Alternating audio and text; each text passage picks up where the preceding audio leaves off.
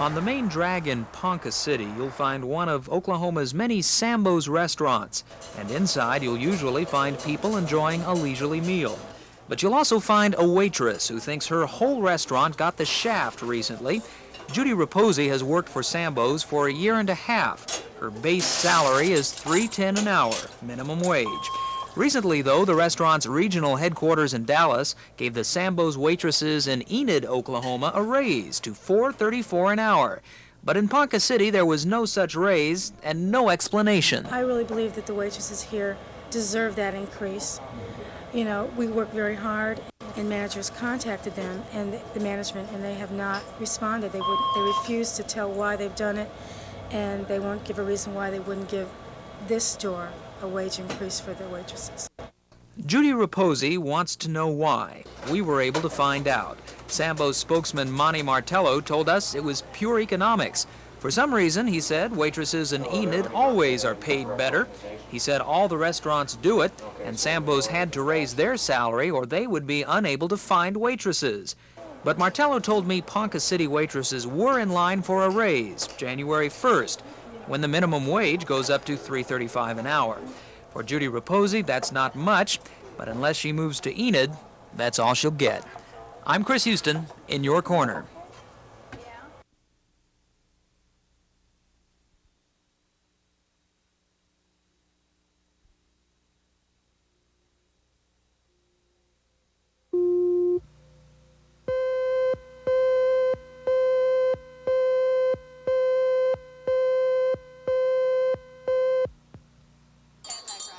This is not a story about the Salvation Army, but it could be a story about some of the other people who have asked you for money this holiday season.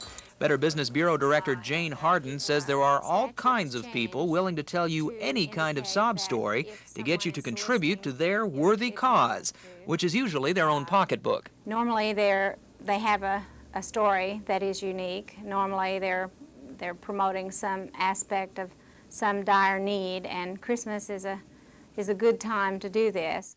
But you might think that a nickel here and a quarter there wouldn't add up to much. Well, we wanted to find out, so I rented a Santa Claus suit, and with a hidden camera, that's me, camped out in front of the French Market Mall. I told people I was collecting for poor kids in South Oklahoma City. No other identification at all, and no mention of who those underprivileged kids were. We're collecting for some poor kids down in South Oklahoma City. Wonder if you might be able to help us out. Thank you very much. Merry Christmas. I don't know about this. Sure appreciate it. Salvation Army and you, aren't you glad? Come on, Marty. Dig out your pennies. We're collecting for some shortage up there at North Pole this year. Oh, you bet. You bet. We're in a bad way. I feed the reindeer. I'm so generous today. Well, thank you very much. Thank you very much. Thank you very much. Merry Christmas to you. They're going for kids in South Oklahoma City. South Oklahoma City, that's right. I hope you're a legitimate Santa Claus. Well, I only kept it up for 20 minutes, but I made $7.50, and that figures out to $22.50 an hour. Well, I gave all the money I'd made to the Salvation Army. A con man, of course, would have kept it all for himself. The point being that if you do feel the urge to contribute at Christmas time, don't be afraid to ask a few questions first. The Salvation Army is okay, but for anyone else, a little healthy skepticism might keep your money from ending up in someone else's pocket. Thank you.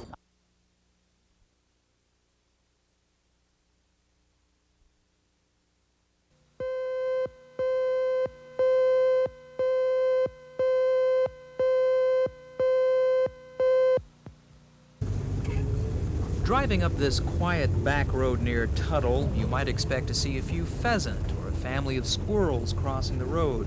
You probably wouldn't expect to see about a ton of abandoned garbage out here. But Jerry Klein and his neighbors in the Country Estate subdivision have been living near this trash pile for 6 months. They've contacted the county health department, state agencies, but so far there's still plenty of trash. The neighbors down here that live next to the woods here have found dead carcasses that people brought over here and done. What kind of carcasses? Well, time the dogs got through with them, it's kind of hard to tell for sure. It looked like maybe one or two of them was a pig, maybe a baby calf. And they're just buried out here? Well, they are now. We We buried him. As a neighbor in the community, along with all the other ones, we just want the mess cleaned up. Our first stop was to pick up Clarence Waldron, the acting Grady County Commissioner for Tuttle. He agreed with us that the site was a mess, but this mess is on private property, and that creates legal problems. But in a meeting at the county seat in Chickasha, Chief County Commissioner Junior Hale promised to track down the owner of the empty lot and get permission to remove the trash. Hale says he wishes this were just an isolated case, but rural dumping is a county and statewide eyesore. We have this rise over all of the county. They dump it on our section lines, and it's about anywhere they can, and we would like to have it stopped over the whole county, this area. Commissioner Hale says each case has to be taken on individually. This case, at least, is on the road to being cleaned up. I'm Chris Houston, in your corner.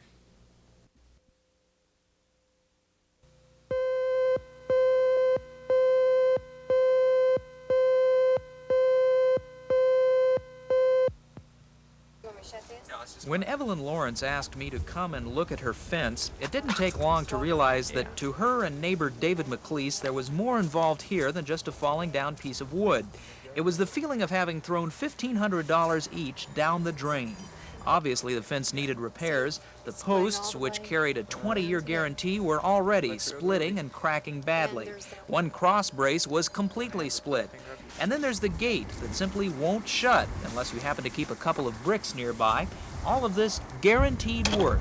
But after 7 calls to the Alliance Fence Company and 7 promises to fix the fence right away, Evelyn Lawrence has about given up. Well, I just feel like that if a company is going to advertise and guarantee something, then they ought to do it, or else they ought to be put out of business. I hate to pay that much money for something and find out it's nothing but a piece of junk. Well, a guarantee depends in part on the goodwill of the merchant. But with the Alliance Fence Company, we found ourselves playing under different rules. You're looking at our 5th trip to that business after finding out their phone had been disconnected. Our first 4 trips, we left messages with employees to have the owner contact us or Evelyn Lawrence. This time, no one would even answer the door. Well, after 2 weeks of trying, we can only assume that the Alliance Fence Company doesn't have much interest in helping the Lawrences. Evelyn Lawrence can, of course, take the legal action of suing, and suing might just be the only type of action that Alliance might respond to. I'm Chris Houston, in your corner.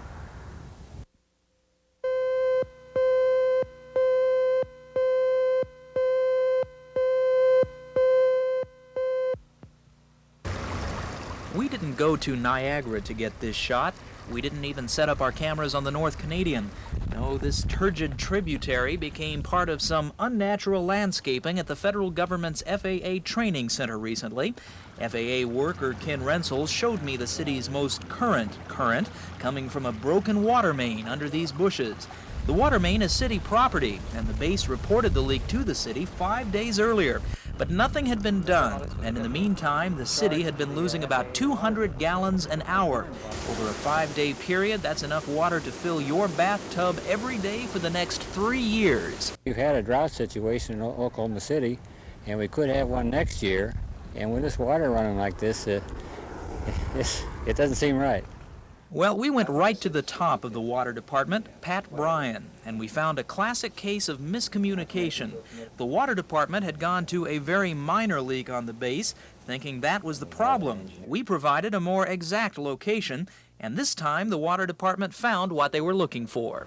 Well, thanks to your giving us a better idea of where the leak is, we checked it out, and the field manager reports that the leak does need to be worked. It's on a main in the street, and he's going to work it tonight.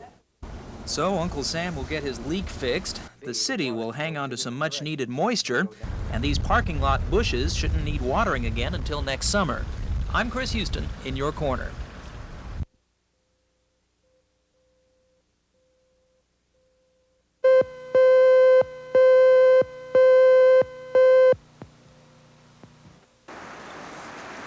You remember a few weeks ago our story on abandoned cars in front of this central apartment complex. Neighborhood resident Mark Berzano told us he'd been trying to get the car removed, but so far the management hadn't been very cooperative. It was a matter of him being real short with me, and he eventually hung up on me. We've got money invested in our property, and we want to keep it as nice as we can and decay. That's what it is, and it's not fun to live around or fun to look at. Well, after talking with Mark Berzano, we contacted the manager of the Parkview Apartments. He promised to have the car towed away, and as you can see, he did. It's not here anymore. And for Mark Berzano and his neighbors, that's one Cadillac they're just as happy to have out of their neighborhood. The city water department came to the rescue in a story that ran just last week. A busted water main on the FAA training facility had been pouring out water for 5 days, almost 25,000 gallons in all.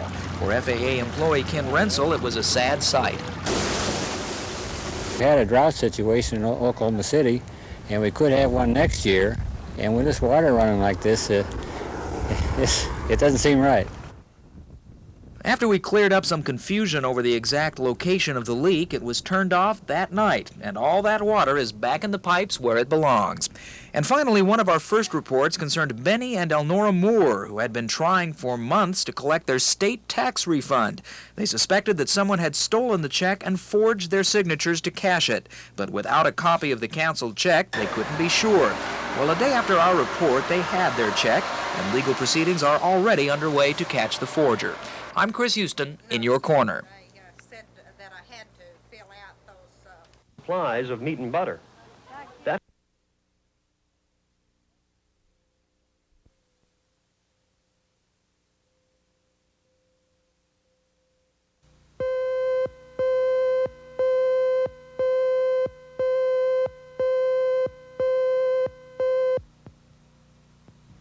Kathy and Ron Duro came to Woody Ayers Chevrolet on a Saturday early this month to buy a car. They found a Chevette they liked, signed the papers, and put down a $200 deposit. Their problems didn't begin until the next day. Kathy Duro told me she found a car she liked better at another dealer. Monday morning, she was on the phone with Ayers Chevrolet to cancel the deal and to ask for her $200 deposit back. She was told a contract was a contract. And I told them that I had found another car, that we changed our mind and we're going to take the other car.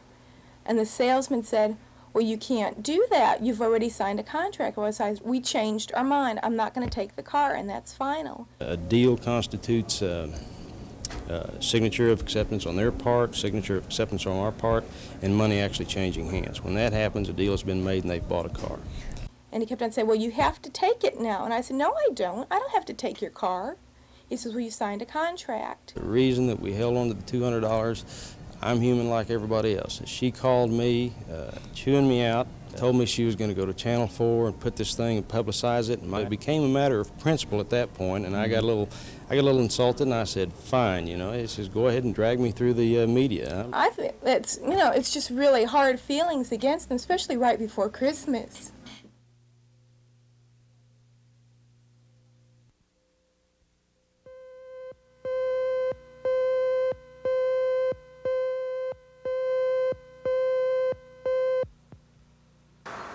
Don't get up to adjust your picture. The reason all you see are a few bobbing headlights is because it's too dark to see anything else. These unretouched photos of East Reno during the tail end of the evening rush hour show what you could find in nearly every part of our city at night. Plenty of passengers, but a lack of light. Well, Floyd Walker is one of the thousands who drive East Reno. During the day, we talked to him about this stretch of risky roadway. If you was having troubles and so forth like that, it's pretty deserted down here. It would be kind of questionable. There's quite a few businesses along here, industrial businesses, but most of them are closed at night, so it's pretty deserted without lights. But Floyd Walker feels, as many of you might, that getting the city to install streetlights is about as easy as getting the prime rate back to 9%. Well, this time you're wrong. Getting lights in a residential area is easier than you might think, according to City Transportation Director Mike Paik. Well, Chris, they can call right here at the City Transportation Division and simply make a request for a streetlight. And what we'll do is we'll mail them a form similar to this, back exactly like this. Once that petition gets enough signatures, the Transportation Department can go ahead and order installation. Streets like Reno are a little more complicated. Paik told me the city must do a traffic study on the street and then get the approval of the City Council. But on our lonely stretch of East Reno, the wheels are starting to turn. Now we're going to take a look at the traffic volumes and see whether or not they're increasing. We expect they are. We see that they are, but we'll do a traffic count. And depending on that report, lights should be on the way. You might not know that 4 other major streets are already being studied for lighting. They are Memorial Road between the Broadway extension and Quail Springs, North May between Hefner and Memorial, the Northwest Highway around Portland and Meridian, and Northwest 10th between Tulsa and Council.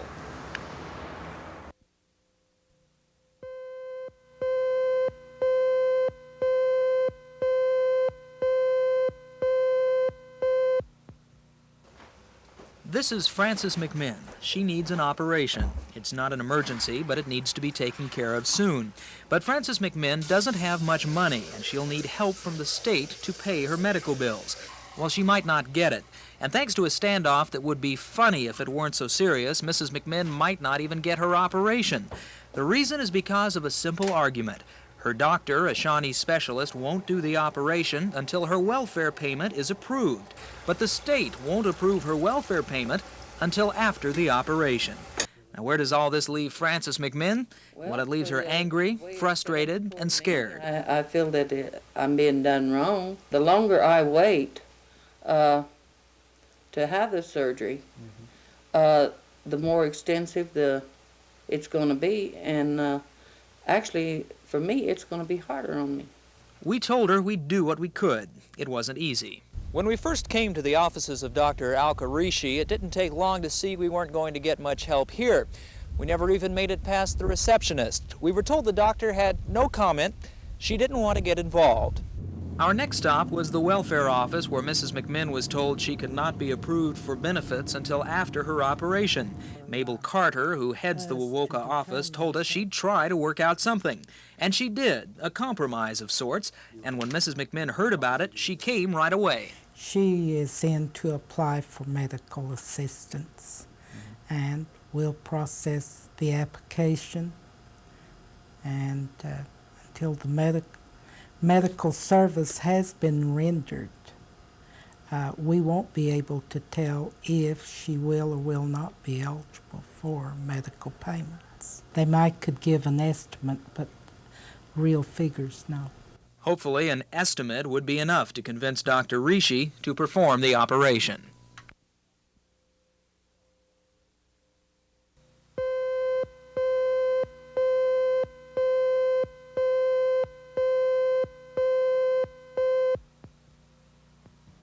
Now, don't laugh when I tell you this story is about cat litter. The fact is that Donna Watkins likes cats. She likes a bargain, too. So when Donna saw an ad for 10-pound bags of cat litter, 2 for $1 at Eckerd's Pharmacy, she figured she'd pick up 40 or 50 bags. The ad said no limit, but when she got to Eckerd's, they were sold out, so she was given a rain check. Well, that was last June, and this is the rain check. She still got it 6 months later. This in spite of, at last count, 27 calls to Eckerd's to try to claim her cat litter. You've been unusually tenacious in this. Why have you kept after him so much? Because I have got 3 cats, my mother has 2, and I keep a supply of litter for all of us, and it was a good price. And I passed up another good price shortly after that, believing I was going to have the rain check filled. And so I want it filled. She says she's been told the item is no longer stocked and is being special ordered, but the order never seems to arrive. Well, finding a solution, or at least some cat litter for the Watkins, turned out to be not very difficult. Eckerd store manager Mike Willis was very cooperative when we spoke with him, although he said that company policy forbid him from talking on camera with us. But Mr. Willis said he was expecting a shipment of cat litter in from Garland, Texas this week.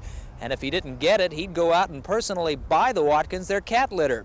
Mr. Willis says he wants to keep all his customers happy, even the 4-legged ones. I'm Chris Houston, in your corner.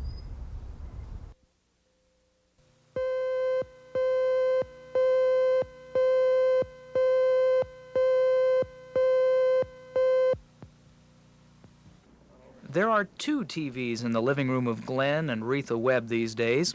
It's not because Glenn Webb is a die-hard football fan. Only the top TV works. The bottom set hasn't worked in 5 months. It's an Admiral television set. And although the Webbs didn't know it when they bought the set, Admiral is out of business. Well, a local TV repairman found the problem, and he wrote to Admiral for a replacement part. That was 5 months ago. You pay $900 for a color TV set and have it approximately 8 months, and it go bad, and you just, kind of feel like wondering whether you'll ever get it repaired or not. I've never gone through anything like this with any kind of appliance, automobile, or anything. In his workshop in Shawnee, repairman Danny Hedrick said that getting parts for other TVs usually isn't too tough. But other TVs aren't Admiral. I've wrote a letter to them, I have called, and they've got a toll-free number for you to call, except for it's got a recorder on it. And you never get no response from their recording. The Federal Trade Commission says they have to supply parts for a period of 7 years. Now that does not say they have to supply it in a reasonable amount of time or at a fair market value. But not all Admiral television sets say Admiral on the outside. Here at the Montgomery Ward Service Center, they repair Admiral sets under a different name. The Montgomery Ward's name, to be exact. In 1978 and part of 1979, Ward's television sets were made by Admiral. But service manager Ken Bowers says Ward's doesn't have a parts problem with Admiral. No, we don't, Chris. We have a stockpile in our national parts in Chicago. Actually, we have almost a 7-year supply of parts for Admiral. Admiral has been out of business long enough that by now there aren't many new Admirals left. But if you're looking for a TV and you see an Admiral, you might want to take the advice of Danny Hedrick. As a professional repairman, if someone saw an Admiral TV out on a floor, showroom floor, and they came to you and said, should I buy an Admiral TV, what would you tell them? No way. No, they're out of business.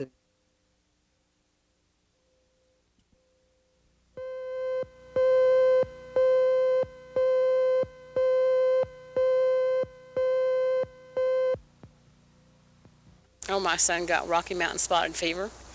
From the ticks out here? From the ticks. Mrs. Sawtelle has lived here on Southeast 39th for 17 years. For all of those 17 years, she has had running behind her home this alley or easement.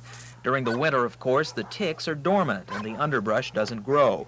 That's the only reason Mrs. Sawtelle even felt safe walking back here. She says for years she's asked the city to do something to clean up the area. During the summer, it's bad. Last summer, it was worse. I had a big German Shepherd, and it killed it. It died with ticks. My yard was so bad, and the neighbors' yards was so bad that nobody could step out in the backyard. We've had them sprayed, and it still didn't do any good. And well, when you call the city and you ask them to come out and help you, what do they tell you? Not anything particularly. They'll say they look into it, and that's about it. What do you think should be done out here? Well, I think the city ought to let us either butt our fences up together and take in possession of the alley and make it garden or yard or whatever we can use it for. Getting help from Marie Sawtelle and the others on this block took some time, but it was worth it. Our check of the usual City Hall departments didn't get us anywhere. There was a lot of confusion over who was responsible, who had jurisdiction. But in the city clerk's office, we hit pay dirt. With the help of clerk's office worker Dorothy Riggs, we went through some old city records and found that, according to the city, that alley doesn't even exist. Now, believe it or not, that's good news. It means that stretch of dirt is private property. It belongs to the homeowners. There is not legally an alley platted into that block. And sometimes, I don't know how they assume that there is one, but our plat book indicates that there is no alley platted there. So it's their responsibility. That's right. So Mrs. Sawtelle's wish of moving all the fences back and reclaiming that alley will be just fine with the city, and by next summer this easement should have a new and a lot cleaner look.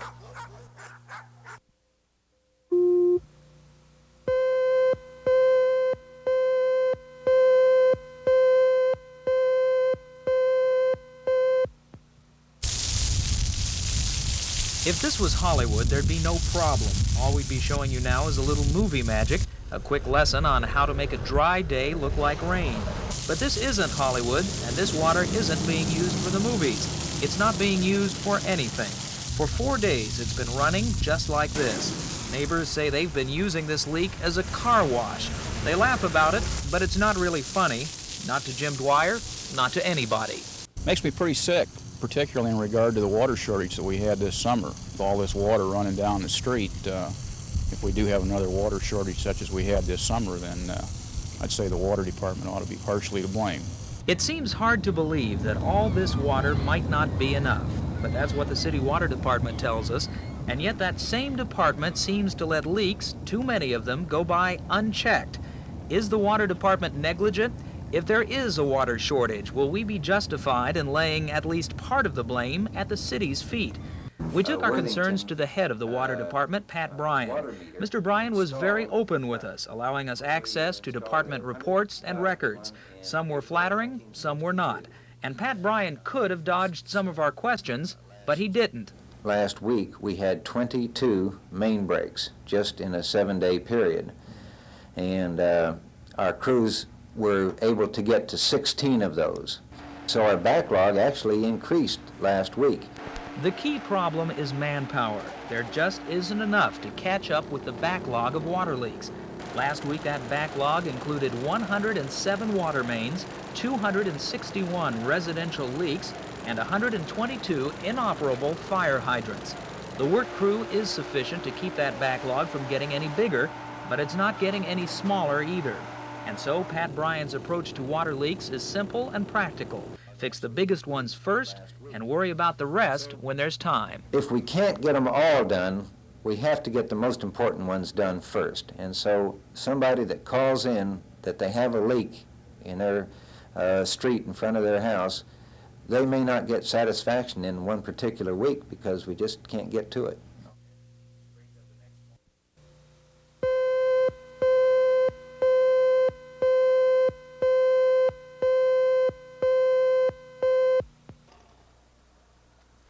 It was 8 years ago that Buck and Alice Colson left Oklahoma City and bought Colson's Lucky 13 Grocery. The store sits less than a mile from Fort Cobb Lake. The Colson's business depends on the tourists, the hunters and fishermen that come to escape the city crowds along the lake's sparsely developed north shore. The Colsons aren't rich, but they're proud of what they've built. But for the past year, they've also been afraid of losing their store because of a federal work project. That project is fencing. Buck Colson and local fisherman Max Yearwood took me on a tour of the North Lake shore. Over the past 20 years or so, roads have sprung up to some of the better fishing spots on the lake. The roads are hard dirt, well traveled, but almost all have been shut off, and access to the lake has been effectively cut back to only a few major entry points. For sportsmen, that's bad news. The ones that come in on various areas here that we've never had any problem with, they decided all of a sudden that they didn't need anybody in here. And as you've probably guessed by now, what's bad news for the sportsmen is the worst part.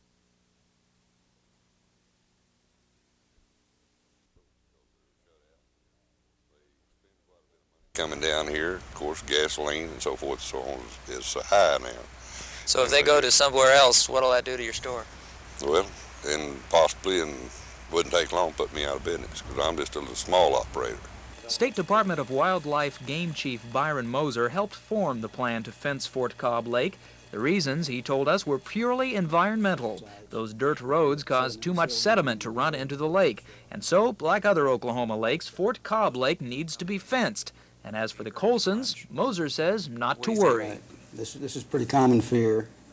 I've seen it around a lot of projects where there hasn't been a fence, and they do feel that it may change the user patterns. Moser says his experience has shown that business just won't drop.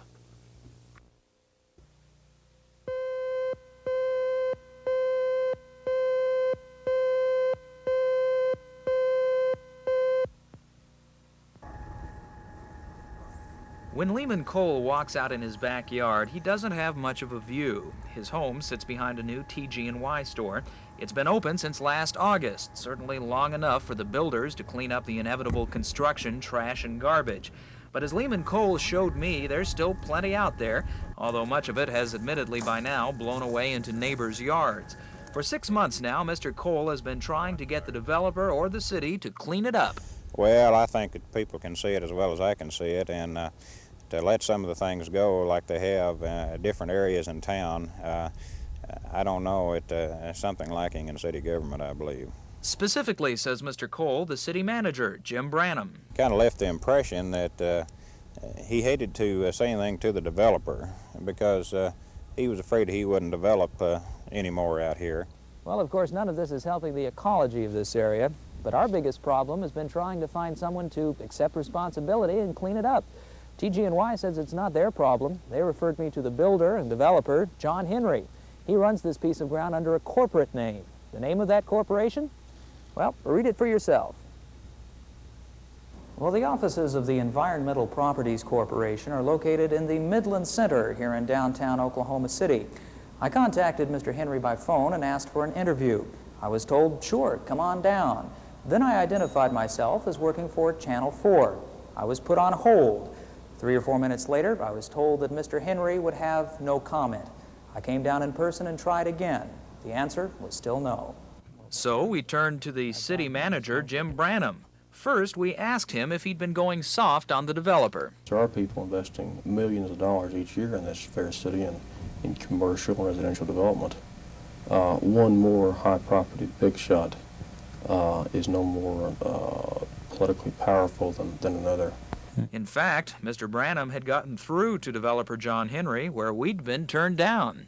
For a short-range solution, the developer says that he was to have it cleaned up this morning. I haven't reviewed it. If it hasn't been, it will be immediately.